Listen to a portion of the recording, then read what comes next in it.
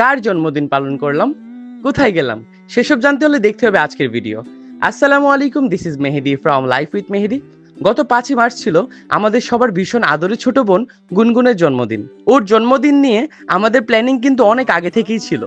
Plan মাফিক আমরা প্রথমেই সুগন্ধা থেকে কিছু ডেকোরেশন আইটেম কিনে সোজা চলে গেলাম বেলিফুল রেস্টুরেন্টে। আপনারা যারা আমার ব্লগ নিয়মিত দেখেন তারা জানেন যে বার্থডে সেলিব্রেশন বা যে কোনো অনুষ্ঠানের জন্য আমার প্রথম পছন্দ কিন্তু এই বেলিফুল। এখানকার এমবিয়েন্সটা আমার কাছে জাস্ট দারুণ লাগে।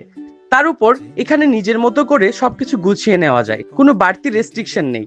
আমরাও সেখানে গিয়ে সিম্পলের মধ্যে খুব সুন্দর করে একটা ডেকোরেশন করে ফেললাম, যাতে আমাদের বার্থডে গার্ল একটু সারপ্রাইজড হয়।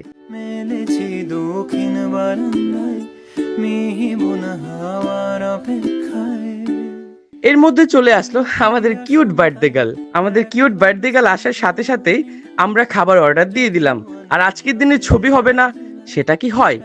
এমনিতেই তো মেয়েদের ছবি তোলার স্কিল নিয়ে সবাই জানেন, তার উপর আজ তো ওর বিশেষ দিন। আমরাও সবাই মিলে বেশ কিছু ছবি তুলে নিলাম। আচ্ছা, আমার আজকের ব্লগে কিন্তু অনেকদিন পর একজনকে দেখা যাচ্ছে। আপনারা কি গেস করতে পারছেন মানুষটি আসলে কে? কমেন্টে কিন্তু অবশ্যই জানাবেন। এরই মধ্যে আমাদের খাবারও চলে এলো। দুপুর দুপুর সময় ছিল, তাই আমরা সবাই প্লেটার অর্ডার করেছিলাম। নামটা এই মুহূর্তে ঠিক মনে পড়ছে না, তবে এর প্রাইস ছিল 369 টাকা। মজার ব্যাপার হলো, আমার নিজের জন্মদিনের সময়ও এই প্লেটারটা ট্রাই করেছিলাম এবং তখন থেকেই এটা আমার ফেভারিট। সত্যি বলতে ভাই, এদের চিকেন মাসালার গ্রেভিটা যে কত পারফেক্ট সেটা না খেলে বুঝবেনই না। আর এটা টেস্টের জন্য আমি তো একে 10-এ 10 দিব। খাওয়া দাওয়ার পর চললো কেক কাটার পর্ব। গুনগুন একে একে সবাইকে কেক খাইয়ে দিচ্ছিল। আর আমি তো বরাবরই একটু ভোজন রসিক মানুষ। ভাত হোক বা কেক, একটু বেশি করে না খেলে আমার ঠিক মন ভরে না। তাই নিজেই কেটে কেটে খাওয়া শুরু করে দিয়েছিলাম। হাতে সময় কম থাকায় একটু তাড়াতাড়ি বের হতে হলো।